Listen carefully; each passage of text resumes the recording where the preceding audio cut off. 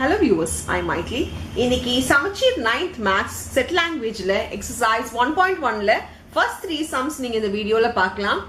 இப்போ क्वेश्चन பாருங்க.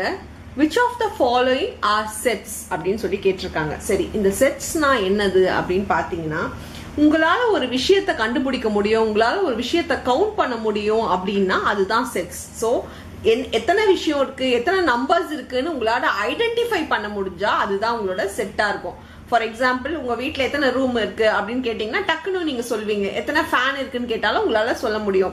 உங்க ஸ்கூல்ல எத்தனை டீச்சர்ஸ் இருக்குன்னு கேட்டாலும் சொல்ல முடியும். உங்க தெருவில் எத்தனை பேர் இருக்காங்கன்னு கேட்டா உங்களால சொல்ல முடியுது கொஞ்சம் கஷ்டம். ஏன்னா தெருவுக்கு தெருவு வந்து வீடுக்கு வீடு வந்து நம்பர்ஸ் ஆஃப் பர்சன் வந்து வேரி ஆகலாம். ஒருத்தவங்க போகலாம், இன்னொருத்தவங்க வரலாம், அது கண்டுபிடிக்கிறது கஷ்டம். ஸோ அதை நம்ம செட்டுன்னு எடுத்துக்க முடியாது. ஸோ நம்பர்ஸை கவுண்ட் பண்ண முடிஞ்சா அது செட், கவுண்ட் பண்ண முடியாட்டி அது நாட் அ செட். இப்போ ஃபர்ஸ்ட் கொஸ்டின் பாருங்க. The collection of prime numbers up to 100. So prime numbers எத்தனை இருக்கு அப்படின்னு சொல்லிட்டு நம்ம வந்து 100க்குள்ள கவுண்ட் பண்ண முடியும். prime numbersனா உங்களுக்கு தெரியும், ஒரு நம்பர் அந்த நம்பரால மட்டும்தான் டிவைட் பண்ண முடியும், இல்ல 1ஆல டிவைட் பண்ண முடிஞ்சா அதுதான் prime numbers. ஸோ 2, 3, 5 இதெல்லாம் prime numbers. So prime numbers எத்தனை இருக்குன்னு சொல்லி யாரை கேட்டாலும் வந்து கண்டுபிடிக்க முடியும். ஸோ அது மாதிரி கண்டுபிடிக்க முடிஞ்சா அது வந்து செட். ஸோ இது ஃபர்ஸ்ட் ஒன் வந்து இட் இஸ் அ செட். இப்போ செகண்ட் ஒன் பாருங்க. The collection of rich people in India. Rich people அப்படின்னு கேட்டானா சில பேர் சொல்லுவாங்க 10 கோடி வச்சிருந்தா ஒரு ரிச் பீப்புள் சொல்லலாம். சில பேர் 10 lakhs வச்சிருந்தாலே ரிச் பீப்புள் தான் அப்படின்னு சொல்லுவாங்க. ஸோ ரிச் பீப்புள்ன்றது எவ்வளோ இருந்தா ரிச் பீப்புள்ன்ற ஒரு ஐடென்டிஃபை நம்ம பண்றது கஷ்டம். சில பேர் 10 ரூபாய் தான் வச்சிருக்கேன்னு சொன்னாலும் அவங்க ரிச் பீப்புள்னு ஒரு மைண்ட் செட்ல இருக்கலாம். ஸோ ரிச் பீப்புள்ன்றது கண்டுபிடிக்கிறது கஷ்டம், அதனால it is not a set. So இது வந்து செட் கிடையாது, இது நாட் அ செட். இப்போ தேர்ட் ஒன் பாருங்க. The collection of all rivers in India. இந்தியாவோட எத்தனை ரிவர்ஸ் இருக்குன்னு கேட்டா கவர்மெண்டே வந்து அனௌன்ஸ் பண்ணிட்டோம் இத்தனை ரிவர்ஸ் இருக்குன்னு சொல்லிட்டு. ஸோ இந்தியாவோட ரிவர்ஸ் கண்டுபிடிக்கிறதுன்றது ரொம்ப ஈஸி. நீங்க கேட்டா கூட நீங்க கூட லிஸ்ட் ஆஃப் ரிவர்ஸ் சொல்ல முடியும். ஸோ இது வந்து இட் இஸ் அ செட். நம்ம கண்டுபிடிக்கிற முடியும்னாலே இட் இஸ் அ செட். இப்ப பாருங்க. The collection of good hockey பிளேயர்ஸ்ன்னு சொல்லலாம். எனக்கு சில பேரை ரொம்ப குட்டுன்னு நான் நினைப்பேன், நீங்க சில பேரை குட்டுன்னு நினைப்பீங்க. சில நேரத்தில் குட்டா இருக்கு, இன்னைக்கு குட்டா இருக்கவங்க நாளைக்கு குட்டாவும் இருக்க மாட்டாங்க. ஸோ கலெக்ஷன் ஆஃப் ஹாக்கி பிளேயர்ஸை வந்து எந்த கலெக்ஷன் ஆஃப் பிளேயர்ஸையும் கண்டுபிடிக்கிறது வந்து கஷ்டம். So collection of good hockey பிளேயர்ஸ்ன்றது நாட் அ செட். ஸோ இதுதான் உங்களோட answers for the first Roman letter. இப்ப நம்ம செகண்ட் சம் பாருங்க. List the set of letters of the following words in roster form. So இது நம்ம ரோஸ்டர் ஃபார்ம்ல எழுத போறோம். ரோஸ்டர் ஃபார்ம் அப்படின்னாலே நீங்க வந்து ரோஸ்ட் ஞாபகம் வச்சுக்கோங்க. வறுத்து உங்களுக்கு ஈஸியா கொடுத்தா சாப்பிட்றதுக்கு உங்களுக்கு ஈஸியா இருக்கும் இல்லையா? ஸோ அந்த ஃபார்ம் ஞாபகம் வச்சுக்கோங்க. ஸோ ரோஸ்டர் ஃபார்ம் எப்படி எழுதணும்னா, ஃபிளார் பிராக்கெட் உள்ள எழுதணும். ஃபிளார் பிராக்கெட் உள்ள செட், இதுதான் உங்களோட செட்டா இருக்கும். அது வந்து ரிப்பீட் ஆகக்கூடாது, எந்த நம்பருமே உங்களுக்கு ரிப்பீட் ஆகக்கூடாது, எந்த விஷயமே உங்களுக்கு ரிப்பீட் ஆகக்கூடாது. ஃபார் எக்ஸாம்பிள் இங்க பாத்தீங்கன்னா 2 ஐ இருக்கு.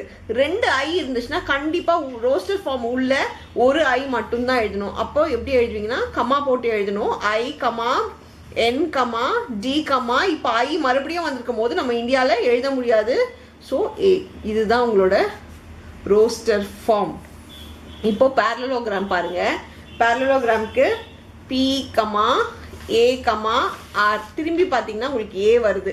அப்போ ஏ ஏற்கனவே எழுதும் போது திரும்பி மறுபடியும் நம்ம எழுதக்கூடாது. இப்போ எல் கமா, ஏற்கனவே எல் எழுதினாலும் எழுத மாட்டேன். இ கமா எல் ஏற்கனவே எழுதியிருக்கேன், எழுத மாட்டேன். ஓ, அப்புறம் ஜி, ஆர் ஏற்கனவே எழுதியிருக்கேன், எழுத மாட்டேன். ஏ ஏற்கனவே எழுதியிருக்கேன், எழுத மாட்டேன். Next M. ஸோ இதுதான் உங்களோட பேரலோகிராமோட ரோஸ்டர் ஃபார்ம். இப்போ நெக்ஸ்ட் மிசிசிப்பி பாருங்க. M comma i comma S. இப்போ ஏற்கனவே எஸ் எழுதிட்டேன், எழுத மாட்டேன். ஐயும் எழுதிட்டேன், திரும்பி 2 எஸ்ஸும் எழுத வேண்டாம், ஐ எழுத வேண்டாம். நெக்ஸ்ட் ஒரு பி. இது எல்லாமே ஃபிளார் பிராக்கெட் உள்ளதான் கம்பல்சரி எழுதணும், கமா போட்டு தான் எழுதணும். ஸோ இப்போ பாருங்க செக்கோஸ்லோவேக்கியா எப்படி எழுதணும்னு பாருங்க. C comma Z comma E comma, ஏற்கனவே சி எழுதிட்டேன், எழுத மாட்டேன். So H O S L V A K I. ஏற்கனவே ஏ எழுதிட்டேன், ஸோ எழுத மாட்டேன். ஸோ இதுதான் உங்களோட ரோஸ்டர் ஃபார்மில் நான் இப்படி தான் எழுதணும்.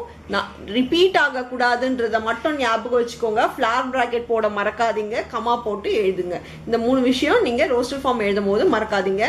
இப்போ இதோட செகண்ட் கொஸ்டின் முடியுது. இப்போ நம்ம தேர்ட் பார்க்கலாம். தேர்ட் கொஸ்டின் பாருங்க.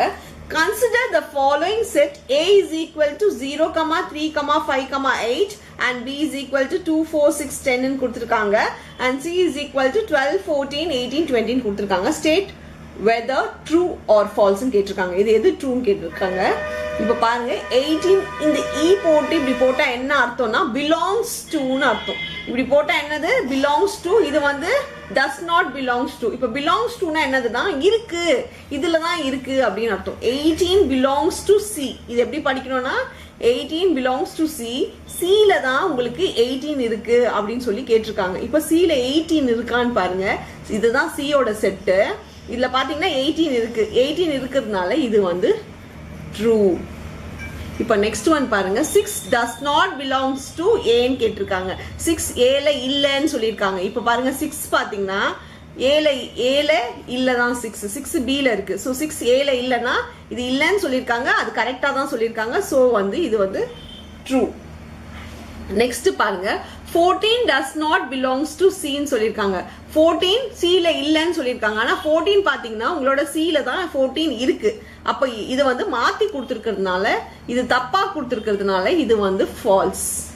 நெக்ஸ்ட் பாருங்க 10 belongs to B. 10 வந்து B ல இருக்குன்னு சொல்லியிருக்காங்க. 10 வந்து B ல தான் இருக்கு. ஸோ இது கரெக்டா தான் கொடுத்துருக்காங்க. அப்ப இது true. Next 5 belongs to B. 5 வந்து B ல இருக்கு அப்படின்னு சொல்லியிருக்காங்க. ஆனா பாருங்க 5 வந்து B ல இல்ல. அப்போ இது வந்து தப்பா கொடுத்துருக்கிறதுனால இது false. Next 0 belongs to B. 0 வந்து B ல இருக்குன்னு சொல்லியிருக்காங்க. இங்க பாருங்க 0 வந்து B ல இல்ல, 0வே இல்ல B ல. அதனால இது வந்து false. தப்பா கொடுத்துருக்கிறதுனால false. இப்போ 3 belongs to என்ன இதுல belongs to ன்னு கேக்குறாங்க. 3 வந்து எதுல இருக்குன்னு கேக்குறாங்க. 3 belongs to dashனா 3 எதுல இருக்கு பாருங்க. 3 பாத்தீங்கன்னா A ல இருக்கு. So 3 belongs to A. 14 belongs to dash ன்னு கேட்டிருக்காங்க. 14 பாத்தீங்கன்னா எதுல இருக்கு உங்களுக்கு. 14 வந்து C ல இருக்கு. அப்போ 14 belongs to C. 18 dash B ன்னு கொடுத்திருக்காங்க. 18 B ல belongs to வா, B ல does not belongs to வா. இது ரெண்டு விஷயம் தான் நம்ம இங்க அப்ளை பண்ணணும். ஸோ 18 வந்து B ல இருந்துச்சுன்னா belongs to எழுதணும், இல்லைன்னா does not belongs to எழுதணும். அப்போ பாத்தீங்கன்னா 18 B யும் பாருங்க. 18 பாத்தீங்கன்னா B ல இல்லவே இல்லை. அப்போ B 18 does not belongs to, இப்படி E போட்டு ஒரு ஸ்லாஷ் போட்டுருங்க. இதுனா does not belongs to B. இப்போ 4 belongs to or does not belongs to B ன்னு பாருங்க. 4 பாருங்க. 4 ல வந்து B ல வந்து 4 வந்து இருக்கு. அப்போ belongs to தான். So 4 belongs to B. அவ்வளோதான் இதோட ஆன்சர். இதோட 3 சம்மம் முடியுது. உங்களுக்கு இதுல ஏதாச்சும் டவுட் இருந்துச்சுன்னா நீங்க கமெண்ட் பாக்ஸ்ல கமெண்ட் பண்ணுங்க. என்னோட வீடியோஸ் உங்களுக்கு பிடிச்சிருந்தா லைக் பண்ணுங்க, ஷேர் பண்ணுங்க, சப்ஸ்கிரைப் பண்ணுங்க. Thank you.